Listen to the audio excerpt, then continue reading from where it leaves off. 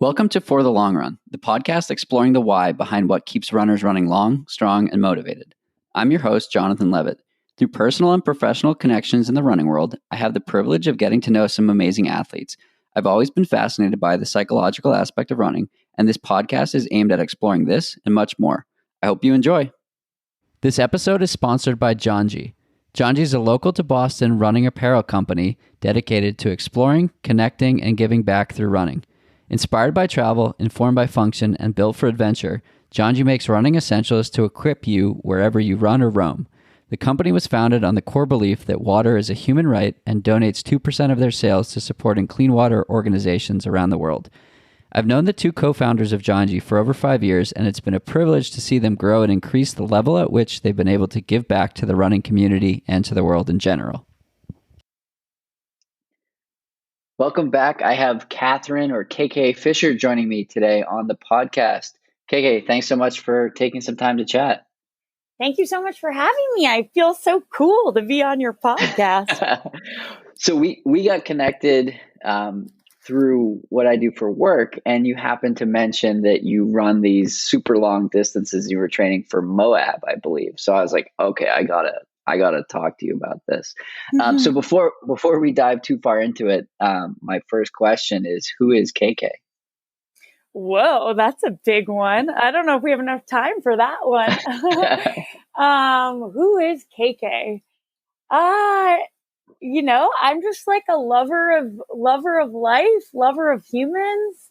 Just really want to like squeeze the juice out of every day and make the most of it. And, running, or as I often do in very long efforts, it tends to be a lot of walking or power hiking for me. That's a platform that has been very powerful for me to really squeeze the juice out of life. And I guess that's my elevator pitch on who is KK. I could give you a much longer version. No, that sounds good. I like that phrase, squeeze the juice out of life, and doing these longer efforts are a powerful way to do that. So what do you mean by that? Yeah, that's a great question. I think that, in these longer efforts, I really have sort of moved towards, as you mentioned, I'm about to do Moab 240 in a few weeks, which I'm very excited about. I've done some other sort of big pushes. Last September, I attempted Tour de France, which is a 200-mile race through the Italian Alps with 80,000 feet of elevation gain. I ended up DNFing at mile 140, still one of the most powerful experiences of my life. And then just back in June, I ran a 500-mile virtual race up the coast of California, from Los Angeles to San Francisco. And basically you just could run wherever you want. And you saw yourself kind of moving as an icon up Highway 1. And I ended up winning that race, 500 miles with, I think, close to 2,500 people did it. But the point being, with all these long efforts, I think that it really pushes me, for me personally, it pushes me through all sorts of pretty intense experiences, highs, lows. And it's like this beautiful microcosm of life in a way. And it's this platform where I get to experiment and test and train my mind, which is the most powerful thing for me, in a setting that doesn't matter at all. I mean, who cares if I DNF at Tour de France? Nobody cares except for me. I might think that other people care, but really nobody cares. So it's just like, for me to test and experiment with my own mind in the setting that doesn't really matter, so that when I go to settings that do matter, I'm mom to 2 little girls who are 4 and 6, and the loves of my life, and like that really matters. That parenting is a platform that really matters to me. So I don't want to be like playing around with that situation. I want to test it out in this other platform, and then get to take the lessons and learning back to my kind of real life, if you will. And so I think that's kind of the testing of the limits, is really testing of the limits, and having this microcosm to experiment is really what drives me there. I don't know if that really answered your question. No, totally. And I love that. I have a story that I've told a couple times on this podcast now that's like the epitome of the nobody cares. And it's so true. I did rim to rim to rim last fall, and we finished just as the sun was setting, and we got on the bus, and I took out a picky bar. And What's a picky bar? a picky bar is it's like an energy bar. But Oh, the cool. reason I flagged that it's a picky bar is that anybody who eats them knows how crinkly and noisy their wrappers are. So I start eating the bar, and the bus driver turns around and says, "No eating on the bus." And I said, but ma'am, I've just been running for a very long time, and I'm really hungry. And she goes, "I don't care. No eating on the bus." And it was like the perfect example of that. Like, I had just run 45 miles, and I wanted to eat, and she just didn't care. And I mean, I'm sure as a bus driver driving around the Grand Canyon, she hears that all the time. But Yeah. it was the perfect example of what you said. Like, I had the same conversation with a professional mid distance runner earlier this week, and she was like, "I'm just running laps around a track. Why does anybody care? It's just running." And she's paid to do this. And for her, it was all about like, this is fun. This is how I connect. These are the people I meet. This is the life I live and love. And I think the merging of those two ways to look at it is the perfect summation of the fact that it doesn't matter at the end of the day, but there's a lot within it that matters, and a lot of the learnings that you can get from it, those certainly matter, and they certainly translate into life. Absolutely. I love that story. I can like so picture this bus driver turning around and being like, "I don't care what you just did." And by the way, congratulations. That's not an easy 45 miles. I've never done it, but it's on my bucket list for sure. So It was super cool. That's awesome. So let's back up a bit. Do you remember why you started running? Well, when you say why I started running, what are you referring to? So let's say you are going out the door for the first time and you're running sneakers. Why'd you do it? Well, so it's interesting. I mean, the question is, when did I start running, right? And arguably, I started running as soon as I could walk. And I see this with my two little girls. I mean, it's so much more fun to run than to walk. And you just see this joy when they want to be someplace. They just run to where they want to be. So I've been running since I could walk with a lot of joy. Now, somewhere along the line, that got mixed up, and it no longer was joyful, because it became, I've played sports, since I was, could stand on my 2 feet. But I was never running competitively as I was growing up. I played, soccer and field hockey and ice hockey and basketball. But I never did like cross country or track or anything like that.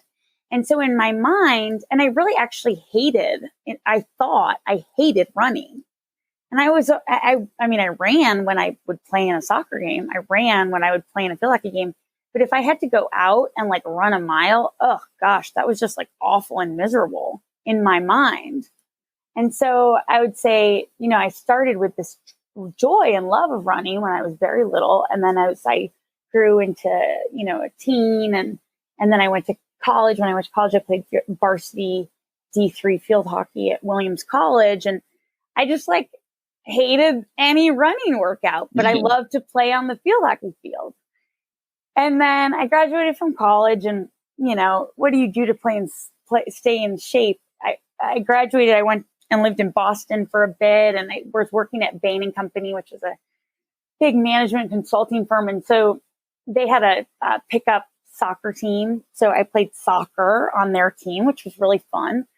There's no like rec field hockey teams anywhere as far as I'm aware. So soccer, I shifted back to soccer in a recreational sense. And then like I started running to stay in shape, but it wasn't like it didn't come from a joyful place. It was like, I'm running because I want to burn calories or I don't want to get fat, and it wasn't joyful.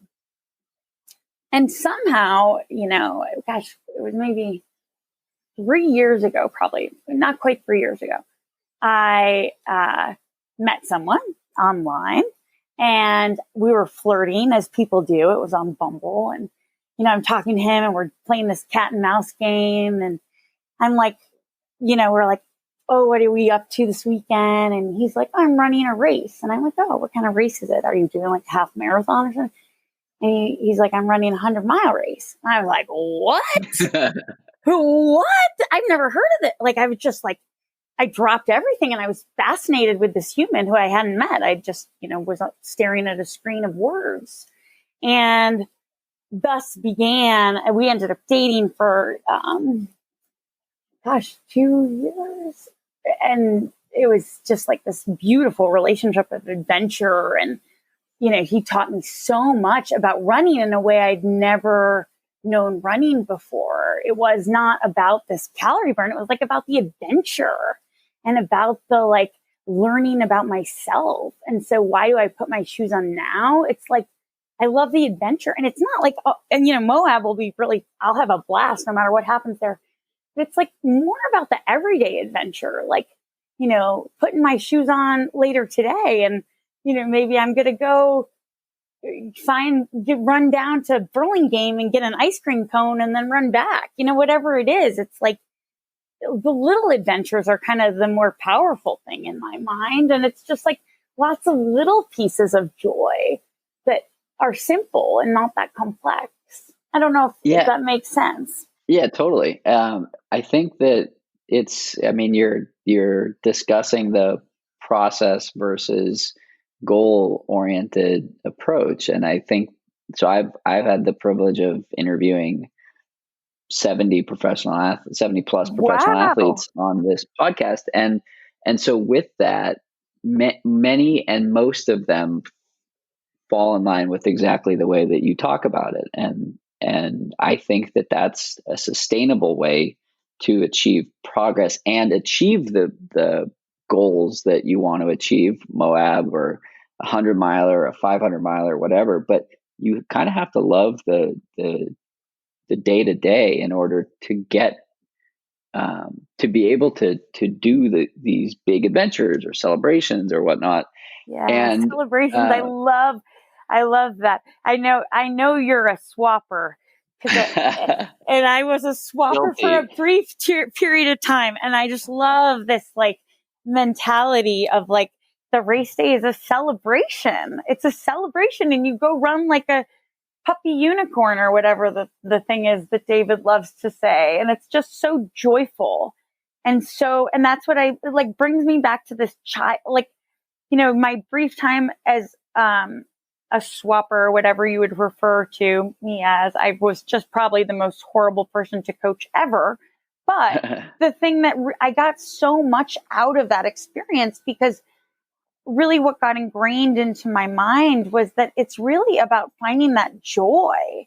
And it's like when a person can find that joy, like that's when the magic happens. You got to put the work in too. But like if you put the work in and then you're on race day and you're having your celebration and you find the joy, I mean, bada boom, bada bang, right? I mean, it's so much fun.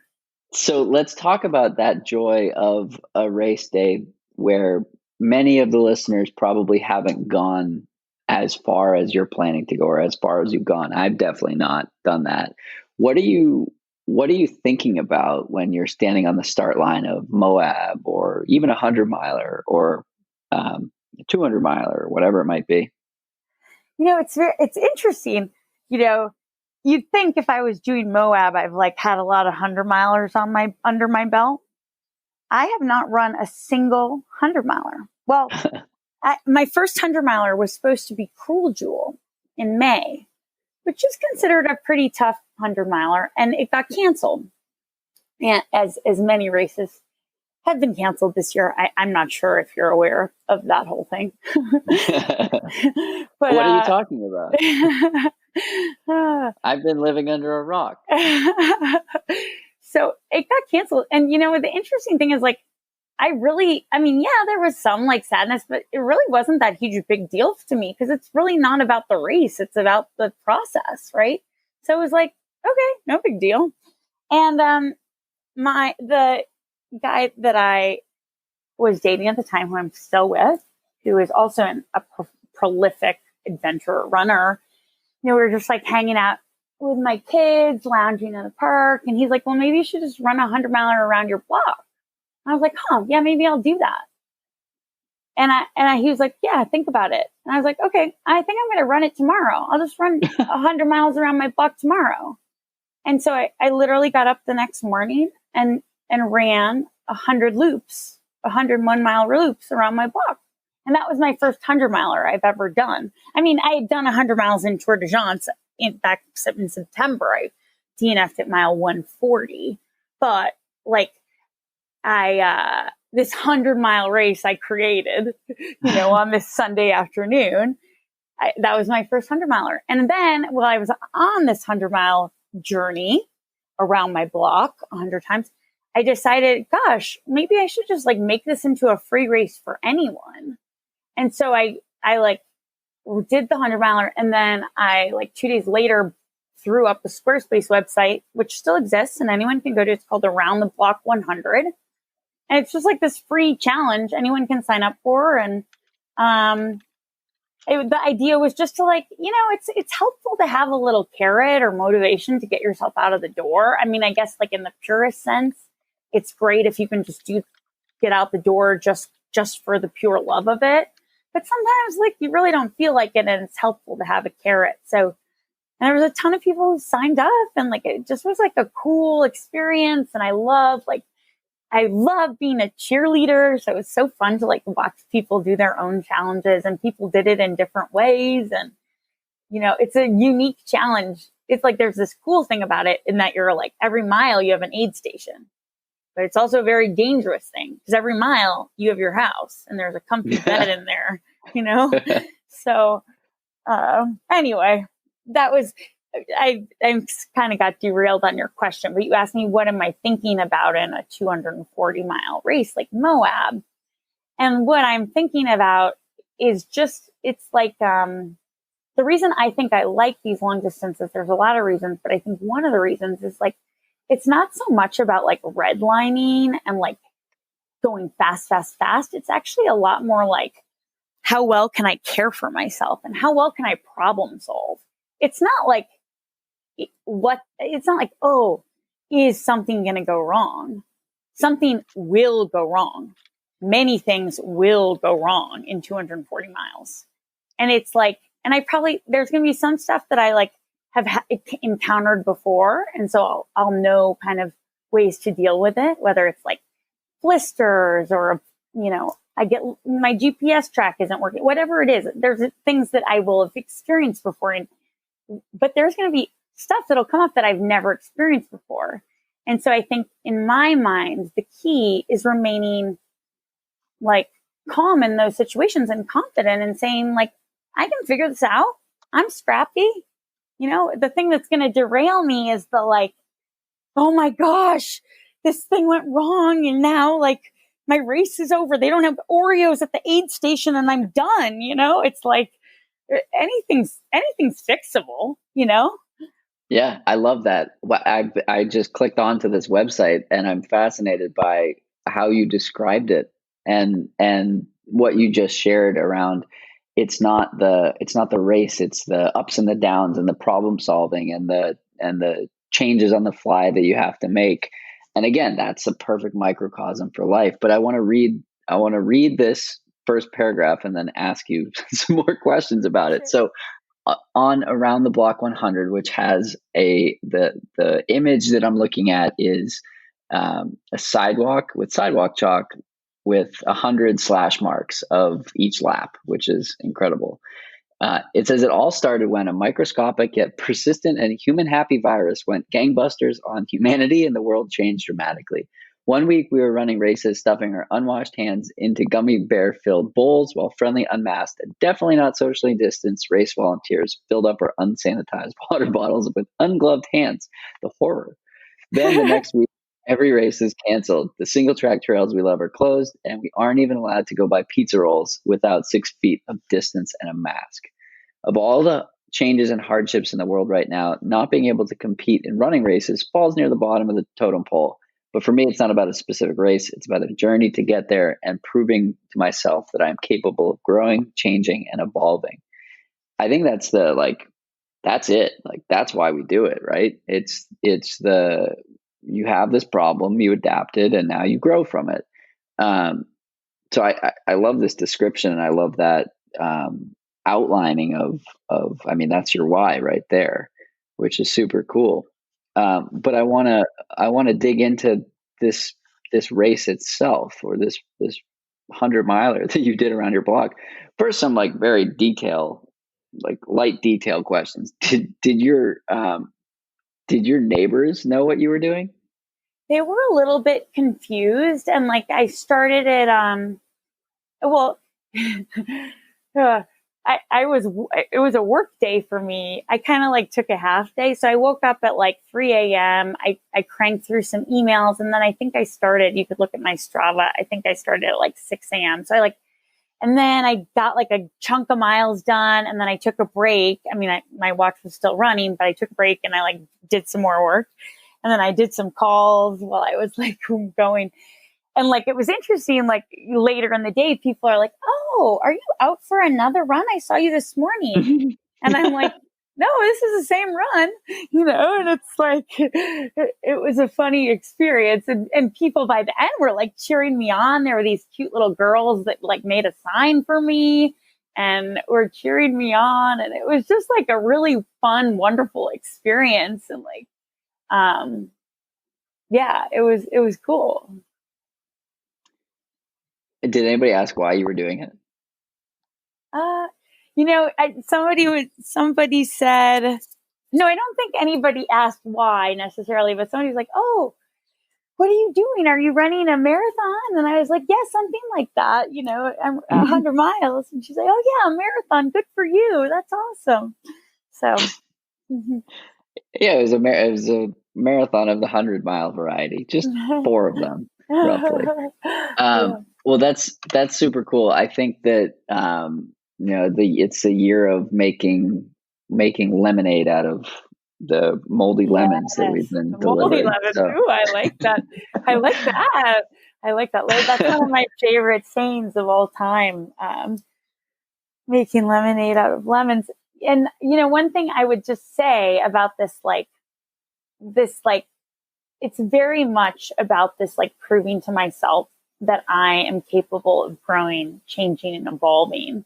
I believe so deeply in the growth mindset versus a fixed mindset. And so, one of the things that I think is really powerful about running specifically, as opposed to, other sports, but also as opposed to just life in general, is that there's this purity to running in that it's very individualistic. I have full control over that. And if I put the time in and I do my hill repeats and I do my tempo, all the stuff, I will improve. It's right. I will, assuming I get, the nutrition right. And I get which is why I'm signing up for Inside Tracker, full plan. It's I want to make sure all the pieces are working. But if I put the work in, I'm going to improve. And I think that's really powerful to see those results, because in life, unfortunately, you can put in a lot of hard work, especially let's just talk about working at a big bureaucratic organization. You put in a ton of work, and it might just be that the person that you're working for, is kind of in his own world or her own world, and it doesn't matter. You can't move forward. You can't have progress or growth within the structure of that organization.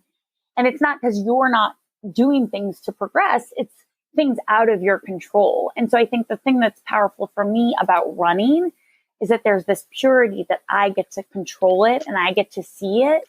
And it reminds me of this, like, you just got to stick with it. You just got to keep going. And like, it's not the like big grandiose things that, make the change and adaptation. It's like the little consistency. And it's like the 30-second, efforts where you're pushing, right? It's like the little things as opposed to these like big things.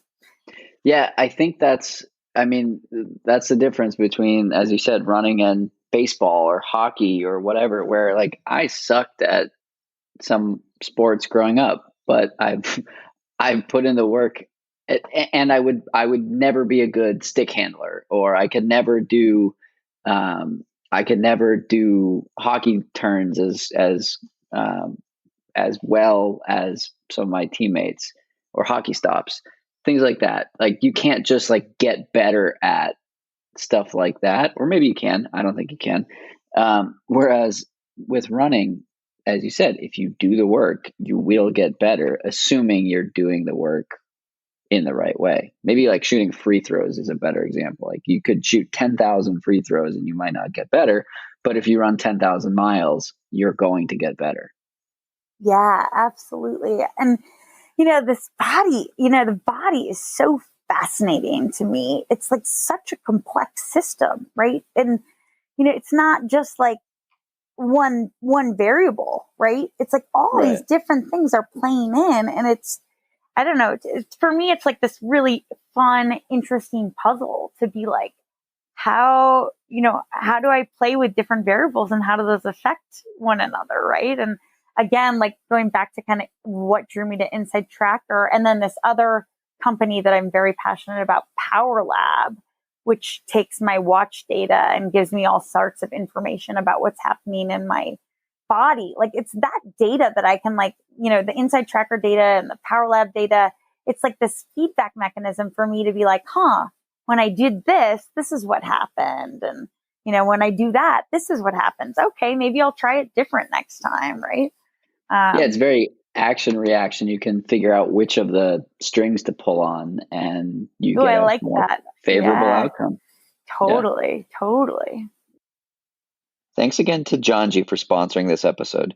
Their community, called the Janji Collective, was designed to provide an easy way for us as runners to help contribute to clean water projects worldwide.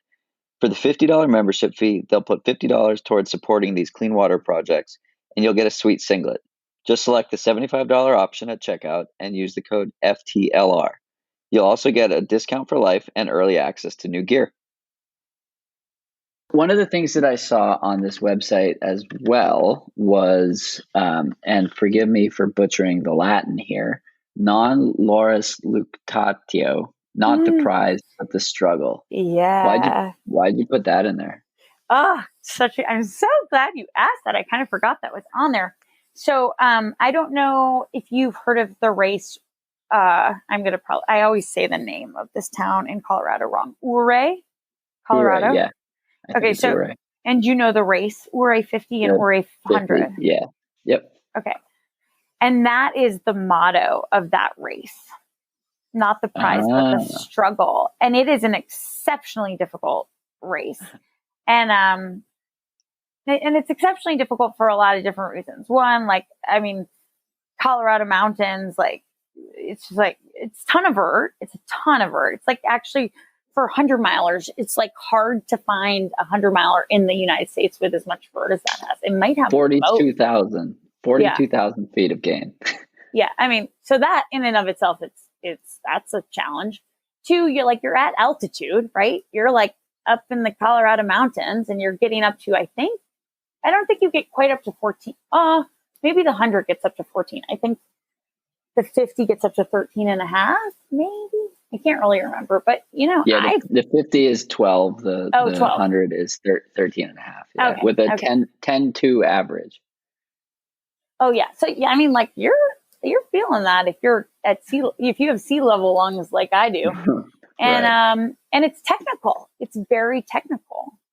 And the other thing is it's like the Colorado mountains, you get these like lightning storms that like swoop in. So you have to be like under the tree line and make a call about like, do you go up or do you wait? It's like, and it starts at, I just did the 50, which is at the end of July because I was training for Tour de France, and the 100 was kind of a little bit too much that close to the race. And it was, oh my gosh, it was one of the hardest things I've ever done in my life and one of the most rewarding things. And it was just like, it is exactly the motto. It's not about the prize. It's about the struggle. And the thing I love about this race is like, it's like no frills. Like you show up in this park in Ouray and like, it's kind of just like, you know, really no frills. And the finish line is like 2 orange cones that you run through. And the race director like gives you a hug when you go through. And it's just, anyways, that's, and I think maybe the picture you're looking at is me at the last summit of the thing. And I almost, you know, I barely made it from the cutoff. I think I, you know, was an hour. I had like an hour to go. I think I was trying to get the DFL. That's like my favorite thing to get, but I don't think I quite got it. I think there was one person who finished behind me, but I was close. The nerve. What did you say? I said the nerve. The nerve. I know. How dared that person? I wanted it. So yeah, but that's kind of how I think of, I try to think about races. And this is like, you know, the Tour de France DNF was a really, really hard one for me, but like such a growth and learning experience. And, you know, it's really about like, why was I doing that in the first place? It wasn't so I could cross the finish line. I mean, that would have been cool too, but like, it wasn't about that. It was about this experience and like the growth and like learning about myself. Right.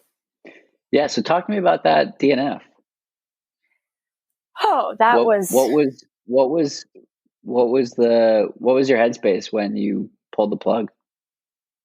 My headspace. Well, okay. Well, yes, this is a very interesting story. I think it's a very interesting story. So, as you know, you looked on the website, it's 200 miles and 80K of vert. And it's also very, very technical and steep. And so you have 150 hours to finish that. So it starts on a Sunday at noon and you have until I think the following Saturday at like 6 p.m. or something like that, which seems like a lot of time, right? Oh, no big deal. It is really freaking hard. It's really hard. And I was probably like, I had trained pretty well, but I was probably way overconfident. And, you know, that's the other thing I love about running. It's like, keeps you humble. When you get yourself a little too overconfident, it's like, it really just corrects that pretty quickly. But what ended up happening for me was, and the place I was overconfident was like, because I have 2 kids and I, you know, didn't get a lot of sleep when they both were newborns and I went back to work. I mean, I was like spent, you know, several years of my life getting kind of like average of like 4 hours of sleep. No, that's not very good. But I had in my mind like, oh, I don't need that much sleep and that's going to be my competitive advantage. Well, that's true if it's like, you know, 60, 70 hours of no sleep. But once you hit up into the like 90s, you really lose your mind. It's fascinating. Like the mind is just crazy. And that's why, you know, they use, you know, they don't let people sleep when they're trying to interrogate them in sort of war situations, right? Because it's like people go crazy. Their mind stops functioning. And so essentially what happened for me is I would try to sleep, but I was in this kind of amped up state. I was in a race, right? And so I just would try to lay down, but I wouldn't be able to get myself to sleep. And I'd be like, okay, I'll keep going. And I felt good and I felt good and I felt good.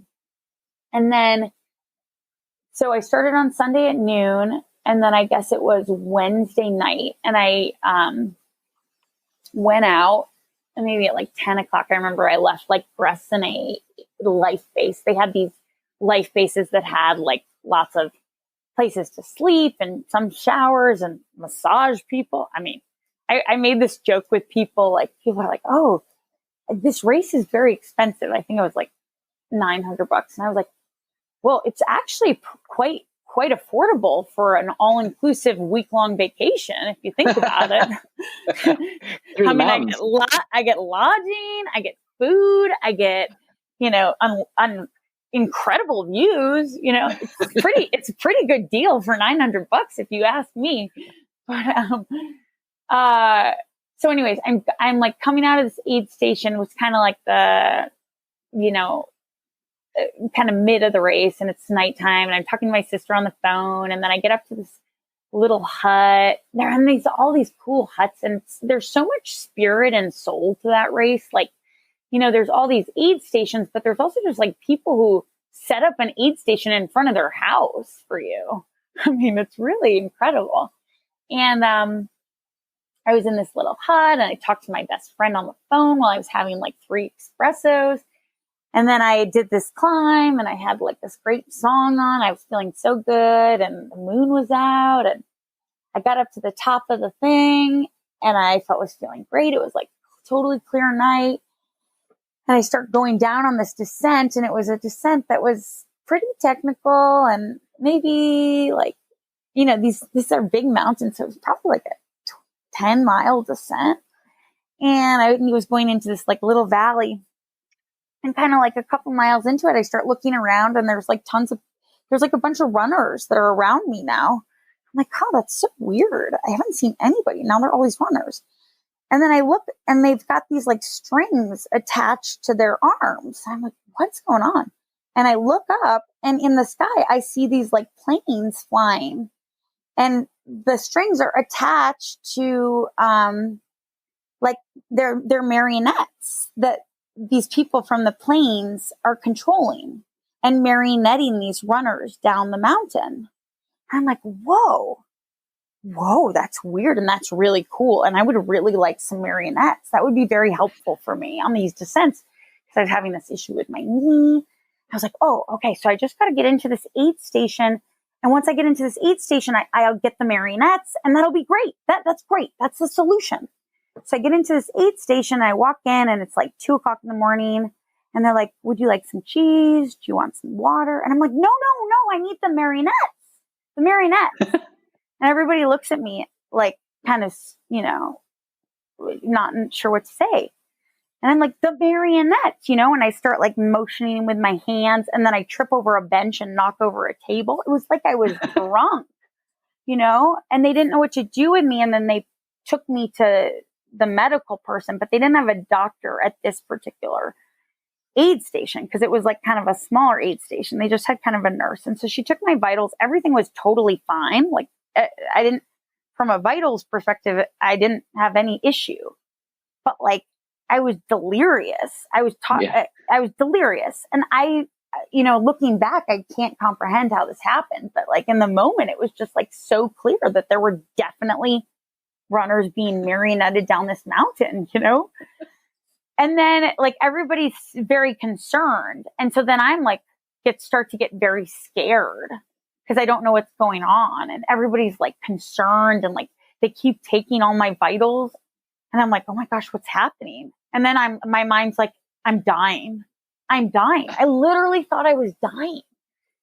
And they are like, we don't have a doctor here, but we're very worried about you. So we'd really recommend you see a doctor. And I was like, okay. But unfortunately, like if I needed to see a doctor, I needed to DNF, because the doctor wasn't there, and I needed to be transported by ambulance. And so I had this debate for like, it felt like, 3 months debate, but it was like a half hour. And eventually I was like, well, do I want to go? I mean, it's the middle of the night. Do I want to go back out into the mountains by myself when I'm not sure if I'm about to die and I have 2 children back at home? Or do I want to DNF this race? And I was like, this seems like a rather simple decision. Mm-hmm. I'm going to DNF. And like, what ended up happening is they brought the ambulance. And the second I got into the ambulance, I fell asleep immediately because I was so exhausted. And then I felt safe, right? And then I woke up, a couple hours later, and I was like, oh, I went back in the race. I felt good then. And I was like, okay. But obviously I couldn't do that. And so it was just this very powerful experience of like well, one, realizing how important sleep is. I mean, it's just crazy. And two, just like, what are the priorities? I mean, this race really doesn't matter. It doesn't matter. If I have to choose, like, do I die or do I do the race? It's like, I mean, it's not even a decision, right? I mean, of course, that wasn't like, I was not at risk of dying. Like, there was no risk there. But in my mind, that was real. Some risk. I suppose, yeah. Perhaps, yeah. Yeah, so that's a story.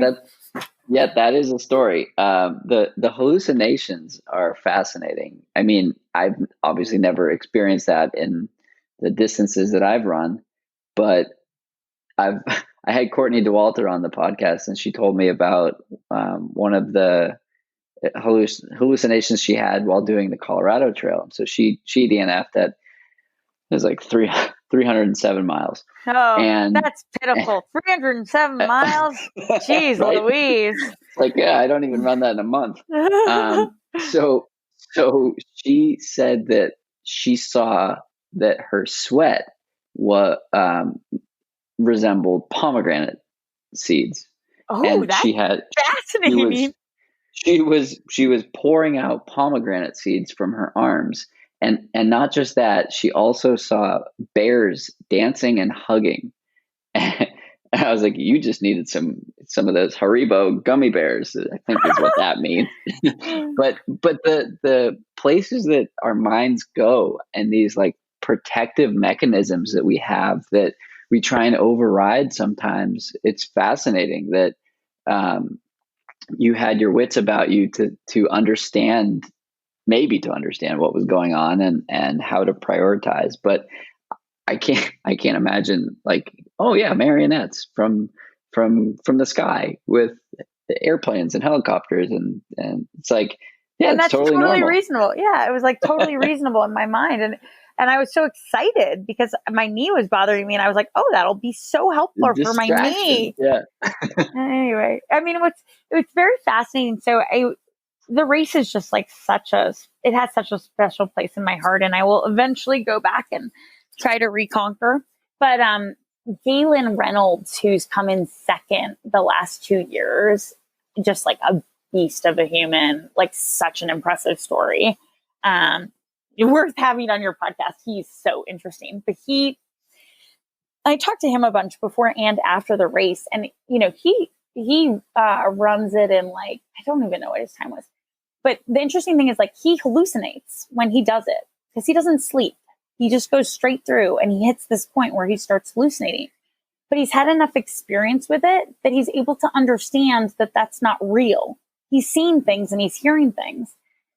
And he even said something like he once had this hallucination that he was running and he had his wife's legs. He was running with his wife's legs. And he's like, to his wife, he's like, screw you. My legs are better. Why do I have your legs right now? I need my legs. I mean, it's just like so crazy, right?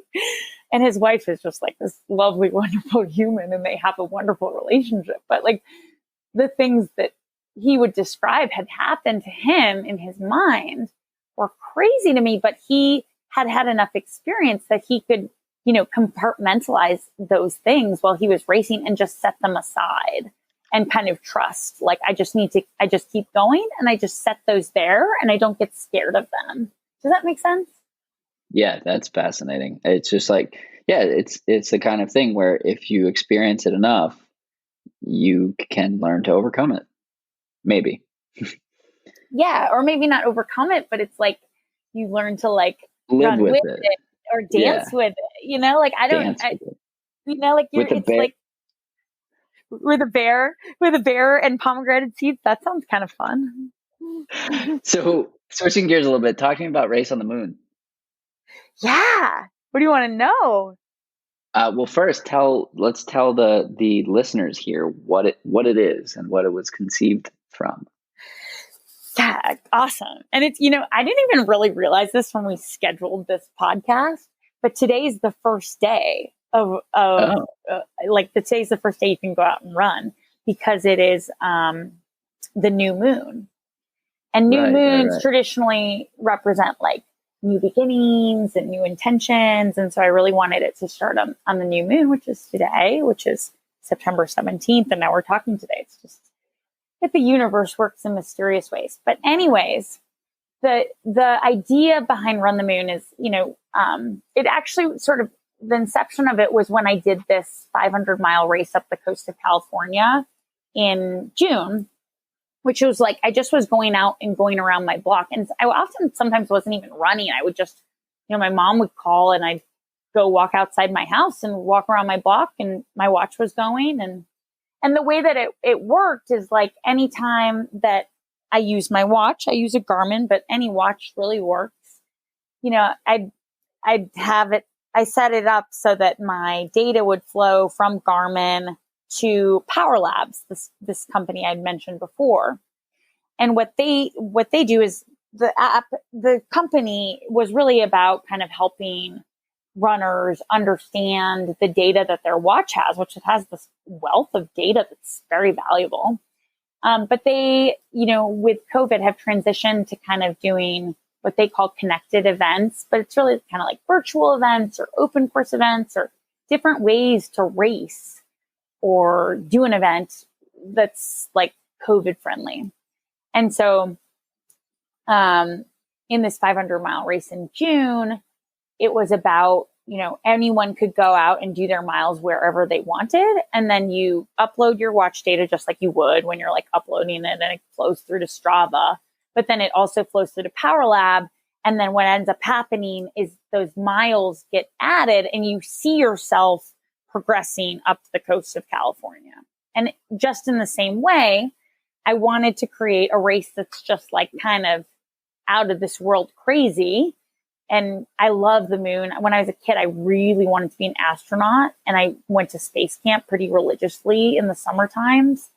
And I was like heartbroken when I learned that you couldn't be an astronaut if you didn't have 20/20 vision when I needed to get glasses. And I cried for weeks probably when I learned about that. So anyways, I just thought it was this fun, silly, crazy race. It's just the point of which is giving people a tool to get out the door. And I guess maybe I'll explain it a little bit more. So it is through the Sea of Tranquility on the moon. The Sea of Tranquility is where, the first moon landing was. And if you actually do the distance through the Sea of Tranquility, it's 544 miles. That's pretty long. So that's an option. You can do 544 miles. Hold that for a sec. But we also came out with a moon gravity addition. So using the math of the moon gravity versus the Earth gravity, you can do a moon gravity, which is 91 miles. And so for both of those, you could go out and do it all in one push. But, for most people, that 544 miles is going to take them a while. And so it'll go until the last full moon of the year, which is the end of December. And so you can do this in your training on person's normal training plan. And basically you just link it so your miles flow through and you see yourself kind of progressing through the Sea of Tranquility on the moon. And there's a leaderboard, and we're going to have all sorts of really cool, fun challenges. And a lot of it is about a lot of the things we've touched on in this phone conversation around why do we run and what is the purpose of that? And mindfulness and being grateful and finding joy and running. And my running coach now is TJ David, who coaches with a group called Microcosm Coaching, which I can't recommend highly enough. And I always joke it's kind of like a swap cub, because he and his partner Zoe and the rest of the team are coached by David and Megan Roach. And so it's like a swap cub in a way, or baby dinosaur, or whatever you would refer to it as. But they are involved too, and they just have all this great content around why we run and finding joy and being mindful. And they have so many great slogans like adventure imperfectly, or the favorite DNF, and You're just like finding the like joy in the failures, and I just love that mindset. And so kind of bigger picture, the race will be over the course of the next 3 months. There's going to be all sorts of cool content and challenges around these themes. And we're just going to be like silly and wild. And I think it's going to be pretty cool. And the distance across the Sea of Tranquility is 544 miles. And so the cost of the race is $54.40, which I think is it's going to be a cool, fun thing that will be worth more than that, in my opinion. But check it out and everybody should make their decision. And I'd love to have anybody come join in on the fun. Awesome. Well, unfortunately, it doesn't include a trip to the moon, which I think we all could use right about now. But you get everything else, which seems cool. A good way to follow your own progress against a pretty cool distance, or something that I have friends that want to actually run on the moon and think that will be possible at some point. So hopefully it is. So my last question is, what do you wish people knew about you? That's do you have a hidden skill? A hidden skill? Oh, I like it. What is my hidden skill? I would say my hidden skill is that I am exceptionally good at loading a dishwasher for maximum efficiency. I'm always hoping that somebody will give an answer like this. So thank you. And it brings me great joy to pack a dishwasher perfectly. And it was something my dad always did, and he would somebody would do it a little sloppy, and he'd rearrange the dishes, and I just have great joy in doing it the right way. And it's quite actually great for the environment too, because when you run a dishwasher, that's a lot of water. So if you can pack a dishwasher very efficiently, you're saving a lot of water, because you can get more dishes washed in one go, if that makes sense. Right. And what's your pro tip? What's the secret? Pro tip is so if you're thinking, one of the things that tends to happen when people are not doing it efficiently is it's a little haphazard. So you've got the bottom rack, you've got your plates, but then you throw some bowls in there, and then maybe you throw a mug in there, and then you throw a Tupperware. You really want to, choose your section. So on the bottom rack, you really want to have your big plates on one section, and then your little plates on another section. Maybe if you need to do a bowl or something, you have that. And then on the top rack, you want to have all this, if you have a type of cup, all the same type of cup in the same row, because it'll fit nicely. And then all your coffee mugs in the same row. It's just group your items, and it'll fit mostly pretty efficiently. I mean, the other thing is I think people sometimes tend to they have bowls, and they stack them together and put them in. But it's if you think about that rationally, you're the bowls that are stacked on top of the bowl that's getting cleaned are not getting cleaned. So you're just going to have to run those again. Might as well not even put those in. So I'd say, I think also just a mindset that I've been really living by recently is well, and I think this also applies to running in a big way, is to slow down. And, actually that's probably the best strategy for packing a dishwasher efficiently. It's as opposed to rushing, just take the extra 2 minutes to do it well. And it's actually nicer, because you're not in this stressed out, go, go, go, go, go. It's oh, I'm packing this dishwasher nicely, and it's not stressful. And then also it's more efficient, if that makes sense. I think that can be applied to life as well. Well, thank you for sharing your wisdom of ultra running, and also your wisdom of dishwashing skills. My dad will appreciate hearing this part of the conversation as well, because he is a prolific dishwasher perfectionist, and we have the most we have he has a pretty perfectly dialed routine with it as well. So I would love to meet him someday and learn from his tips and tricks. Awesome. Well, if we want to follow along with your running and dishwashing, where can we find you? Great question. So you can, I think the best place to go for right now is runthemoon.org. And there's like a link, about your pilot. I'm the pilot of the rocket ship. And you can there's details on kind of what's happening with me. And then the other spot to go is Around the Block 100, which is just aroundtheblock100.com. And there's some information on me there and some links. And then I guess like the place that I kind of keep most up to date on like what's going on in my life and running and kids and life and whatever is my Instagram, which is at KK Fischer. And Fischer is spelled the German way, Fischer. Awesome. Well, KK, thanks so much for taking the time to chat, and hope to see you out there sometime soon. Awesome. Likewise. Thanks so much. For sure. Okay. Bye now. That's it for today's episode. Like many long runs, it's sad when it has to end. I hope you join in next week on For the Long Run. And in the meantime, happy trails. If you've enjoyed this episode, it would mean a lot to me if you shared it so that others can find it and enjoy it too.